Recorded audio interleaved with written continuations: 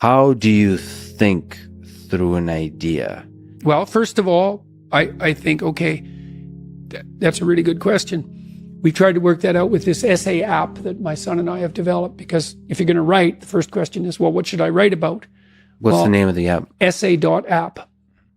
And, well, the first question is, well, what bugs you? What's bugging you? This is such a cool thing. It's like, where's my destiny? Well, what bothers you? Well, that's where your destiny is. Your destiny is to be found in what bothers you. Why do those things bother you? There's a lot of things you could be bothered by. Like a million things, man. But some things grip you. They bug you. And they might make you resentful and bitter because they bug you so much. Like, they're your things, man. They've got you. So then I look for a question that I would like the answer to, that I don't, and I would really like the answer to it, so I don't assume I already have the answer. Because I would actually really like to have the answer. So if I could get a better answer, great. And so that's the first thing. And that's like a prayer. It's like, okay, here's a mystery. I would like to delve into it further. Well, so that's humility. It's like, here's a mystery, which means I don't know. I would like to delve into it further, which means I don't know enough already. And then comes the revelation. It's like, well, what's a revelation? Well, if you ask yourself a question, it's a real question. Do you get an answer or not? And the answer is, well, yeah, thoughts start to appear in your head. So From somewhere. that's right, from somewhere. Where do they come from? Do you have a sense? Depends on what you're aiming at. Depends on the question. It does to some degree. It depends on your intent. So imagine that your intent is to make things better. Then maybe they come from the place that's designed to make things better. Maybe your intent is to make things worse. Then they come from hell. And you think, not really. It's like, you're so sure about that, are you? Is your intent conscious? Like, are you able to introspect It's with the conscious and habitual, right? Because as you practice something consciously, it becomes habitual. But it's conscious. It's like when I sit down before I do a lecture, I think, okay, what's the goal here? To do the best job I can. To what end?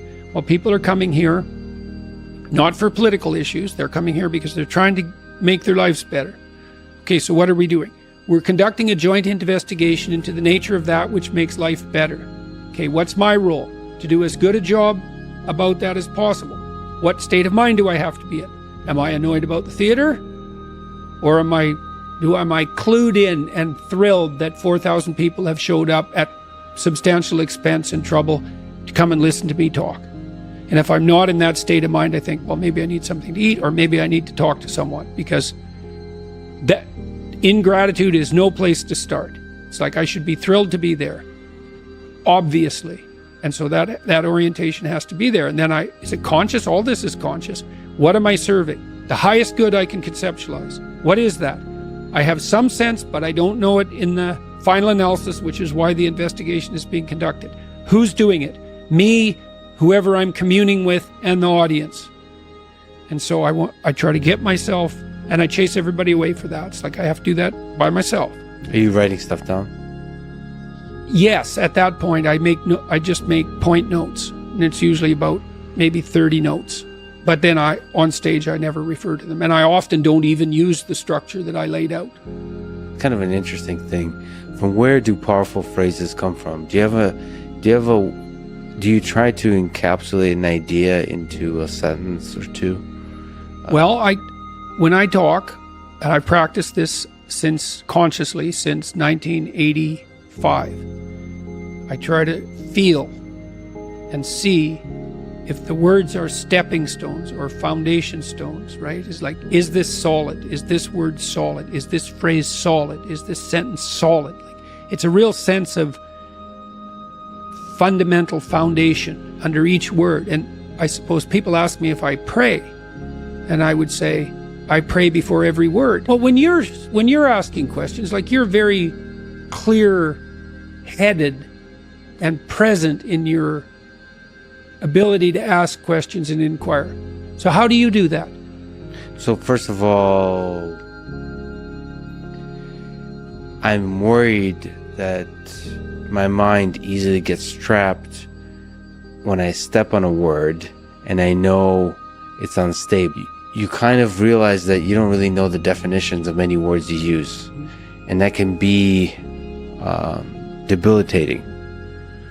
So I kind of try to be more carefree about the words I use, because otherwise you get trapped. You don't want to be obsessional. Like literally, my mind halfway through a sentence will think, well, what does the word sentence mean? Right. Well, you know, and then everything else just explodes. Yeah. Your big picture idea explodes and you lost yourself in the minutia. Well, neurologically, there's a production center and an editing center, and those can be separately affected by strokes. And so often when people are writing or talking, they try to activate both at the same time. And that's so people will try to write an essay and get every sentence right in the first draft. That's a big mistake. And so then you might say, well, how can you be careful with your words but carefree? And the answer is orient yourself properly, right? While in the conversation we're having, you have an orientation structure. You want to be prepared. You want to be attentive. Then you want to have an interesting conversation.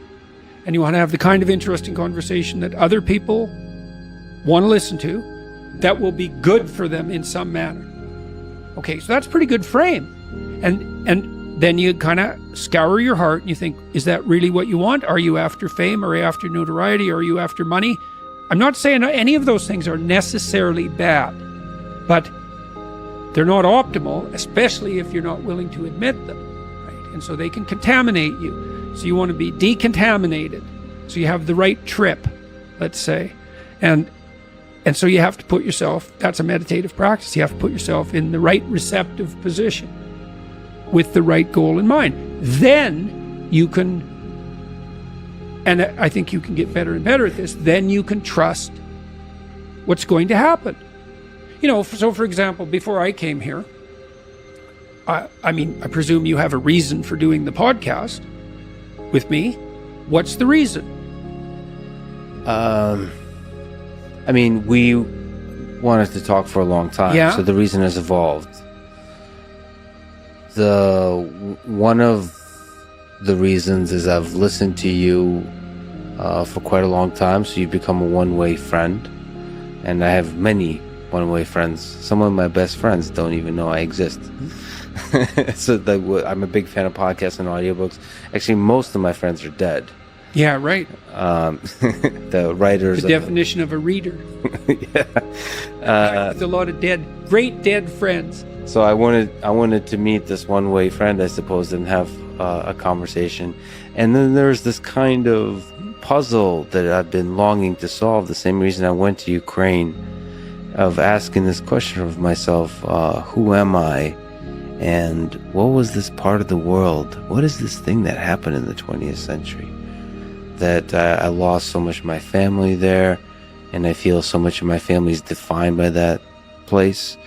Now that place includes the Soviet Union, it includes Russia and Ukraine, it includes Nazi Germany, it includes these big, powerful leaders and huge millions of people that were lost in the beauty, the power of the dream, but were also the torture that was forced onto them through different governmental institutions.